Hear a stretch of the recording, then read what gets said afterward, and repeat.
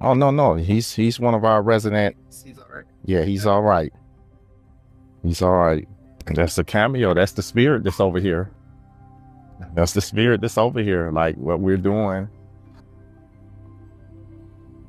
In Detroit, faith communities are uniting to tackle environmental challenges with the help of the American Geophysical Union's Thriving Earth Exchange. At Scott Memorial United Methodist Church, members are addressing illegal dumping, researching sustainable waste solutions, raising awareness through education, and planning community cleanups. A few miles away, Nazarene Missionary Baptist Church is planting seeds of resilience with a community garden, water recycling, and composting, creating new opportunities for education and connection. Together, these projects, supported by Creation Justice Ministries and Thriving Earth Exchange, show how faith and action can transform communities.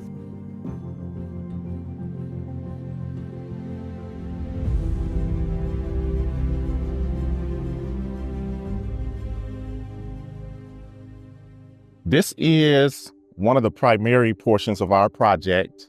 I understand with a field this side that we'll be able to produce more than we can even imagine. So I'm really excited about that. So this is one of the key components to what we want to do. We want to be able to grow fruits, grow vegetables. So we want to get our land together. We had this vacant land. It was just sitting, and now it's being put to use and it's being developed for what we're getting ready to do. And I'm excited about it. At one time, this entire block had houses on it on both sides. And today, there's one house way down at the corner, and there's another house in the middle of the block. All the other homes that were on this block were blighted at one point. They were knocked down. I think resilience is easy to talk about in the faith communities, particularly in Black church spaces and in minority church spaces, because they've had to be resilient through so many things, through gentrification, through white flight, through over-policing, through loss of jobs, through all kinds of environmental justice issues. So, and that's really what's important about community solutions is you're talking about people who are not just going to pack up and move. You're talking about people who are invested in their cities, they're invested in their communities.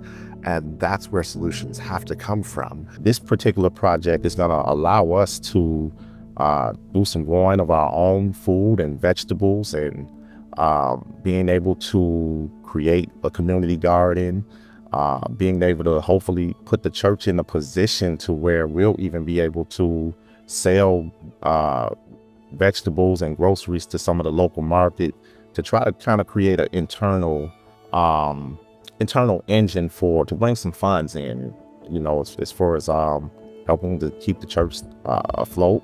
So it was an opportunity for us to think creatively and try to come up with something that we could do with those lots, since the church did own them, and we wanted to try to retain them through sometimes they had fallen behind on taxes and different things like that, but we didn't want to lose the lots, and we thought that we could put them to use for something good. So that's what we're trying to do. My church is part of me, because every time I come home, I sit there and go like, wow, I stay in church. That's how I do it. But I love it. It's called, and then on top of that, the cat that's outside, and I'm like, okay, I got everything I need. But I do. I love it. I love it. I love it so much. So the community, they had already identified their problem, or at least in terms of what their goal was. And that was how they were able to apply to AGU and kind of get approved to be a partnering community. And so kind of their overarching goal was to build a community garden. Yeah, landscape architect is really the most important piece for us for this project. Some projects, they need to bring in scientists, but a landscape architect is really what we needed to kind of understand the best way to use this land and to also meet the sustainability goals of the organization. So DCDC, they connected us with Charles Cross, who's one of their landscape architect professors, and he's actually turned our project into one of his class's term projects. I think most communities, whether it's a community like Detroit or indigenous community, they often are the experts on what they need. And I just wanted to be someone to use my educational background and my resources to help facilitate this, because I'm also passionate about sustainability and climate change.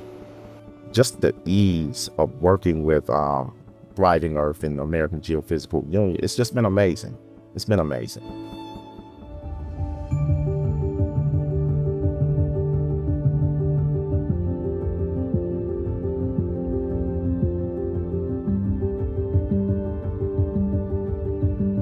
Yeah, so before it was just like a vacant, well, not, I won't say vacant, but it was just an alleyway. But typically the trash actually would have been closer to where the actual dumpster is.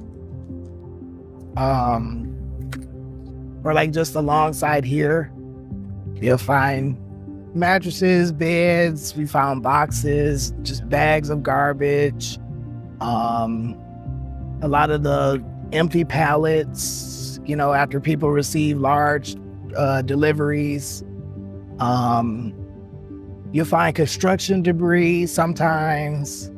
Oh man, everything. They were dumping like trash, needles, like beds, whole beds, like tires, just anything. It's hard. There's like a McDonald's right down the road. There's a few gas stations and not a lot of community trash cans, just sort of public trash cans, because that costs money for the city to upkeep. And so there's no real place for people, you know, when I go get my McDonald's and I walk down the road, where am I going to put my trash? I'm probably just going to put it on the ground. Your first impression of the building is just the upkeep of it. And if you walk around and you just see trash just lingering around the building, you're going to think, oh, they don't keep up their property very well. And so it just kind of gives you that negative first impression.